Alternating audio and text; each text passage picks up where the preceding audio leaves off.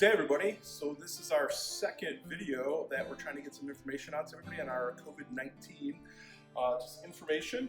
So quite a few have probably noticed we're doing hospital to home. Reason for that is these people are at the hospital, they're not sick enough, they're COVID-19 positive. They're at the hospital, they're no way sick enough to stay there. We got to get them home in self-isolation. We are sending those patients home by ambulance. So you're going to see an uptick in that. All our 911 providers, you're seeing just a general uptick in general with these types of patients, and you need to make sure you're using precautions. So I want to review a couple of things with everybody today. The first thing, in the morning when you guys get your orange box, so in your orange box you should have a Ziploc bag of 15 masks. It's imperative you check every day that you have 15 surgical masks in the box. And we're going to talk about who we're going to use those on in a minute. You should have 4 ponchos. The one item we can't get now for PPE is gowns. We can't get them anywhere. We're listed at a red status with the state trying to get those gowns. So to improvise, we have gone to ponchos. And later, JD is going to show you how to doff this and how to doff it as safely as absolutely possible. 4 of them go inside this box. When you're down to 2, let your station manager know, and we'll replace those. Same thing with the mask. When you're down to 5 or 6 of these, you gotta let your manager know so we can refill them. We wanna make sure you guys have every single piece of equipment you need. Along with that, in the morning at your stations, you should have a bag. Looks like a little lunch bag, but it's not your lunch. It's your K95 or N95 will be in there. Remember, we're gonna let you use this for the entire shift, and then you can take it home. If you wanna go shopping with it, you wanna give it to your family member, your kid, your grandmother, whoever, they can use this mask. But we are gonna allow you to take this per shift, use it, and then you should get a new one every single shift.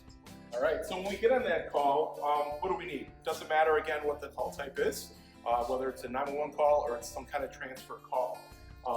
Every crew member must wear an N95 or a KN95. That is mandatory on every single patient contact, whether that is emergent or just a transfer. What else do we need to have? We absolutely, and we just got a bunch of these, and actually I'll say I'm a huge fan of these. This is your eye protection, but this is a nice, this gives you a lot of face protection as well. And so we have lots and lots of these now, so you can see your station managers. We're gonna start deploying these to the ambulances today. And today is actually, it's Tuesday, the 7th of April. So you guys will start seeing those. The other thing we have to have is gloves, obviously gloves. We highly, highly recommend the gown or the poncho, especially if your patient's actively coughing. You know, this is more, I guess we want you to wear the gowns when you're doing more of those in-depth procedures like intubation, or if you're doing a NEP treatment or CPAP, then absolutely put this gown on. If you're doing some basic transfers and you have your eye protection and your respiratory protection, you're probably going to be just fine.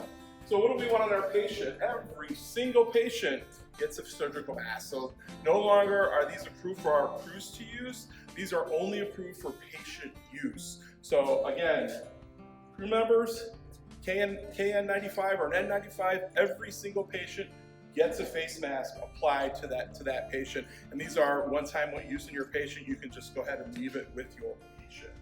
So decon. So we have some things for decon that are really, really important. You guys are going to see everywhere. Brew tabs. I will say this is volatile. Please don't have any water fights with this. This will burn your eyes. So see your station manager. There are instructions that come in the package on how to use it. You drop a tablet in here, put the water in here. I think it's good for 3 or 5 days. And then what you're going to do is after you kind of do a quick decontamination, you spray this down on your surface and let it dry. Don't overly heavily saturate the area because it may foam up and it won't dry as quickly. So nice mist with this. The other thing we have that you can use for your ambulance, this is also great for your stretcher, is our Stryker tabs. Stryker, we're going to be running out of these soon. So we have a lead with Medline, so you're going to see a Medline product coming in too.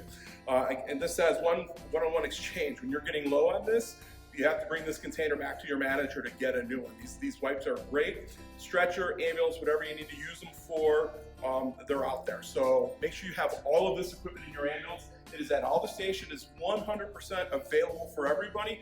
We have plenty of stock. Again, the only thing that we're having an issue with are gowns, and we have the ponchos for that. So I'm going to talk about something else. I know everybody, you see these signs everywhere that says we're in it together. And at first I was like, well, what does that really mean for the general public? I know what it means for us over the last couple of weeks. It means we're in it together. I know a lot of the field people, your hours are being shortened.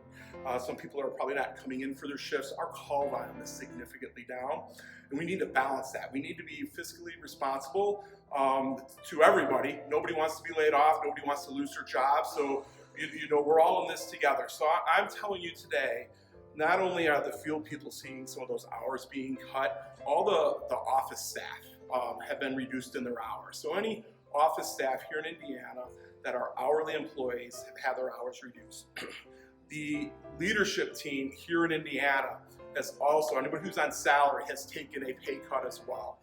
Again, we're all in this together. It makes complete sense to me when I think of this. We're a team, we're a community here, and we're gonna take care of each other. We're trying to do the right thing. We're trying to spread that out so there's not one group of people feeling that pain. Everybody's gonna feel a little bit of that for a while until we get through this. We're gonna see what the call volume does in the next couple of weeks as this pandemic increases. We are gonna be anticipating more calls, especially these going from hospital to home. We're going to see an uptick in that. So you're going to see that call volume probably start to increase as that happens. I want to thank everybody for your time. I think these videos are important. We are trying to get as much information out to you guys as we can. I want you to reach out to any station manager, reach out to me, whatever you need, we're here for you. I want you and your family to be healthy. I want them to be safe. I don't want anybody taking this home. So with that said, we're going to get JD on here in a minute. And I just want everybody to go and wash their hands and be safe out there. Thanks, guys. Hi everybody, JD coming to you live from Portage. We're going to talk about doffing our equipment here. Between our ponchos, our masks, our gloves, a lot to get on. There's a quick and easy way. You grab it from the back of the head here, keeping everything together. You can bring it inside out and still keep you safe. Keep your gloves on, keep your mask on so you get rid of all this. Make sure you wash your hands, arms, forearms afterwards. It's going to help you. Have a great day and wash your hands.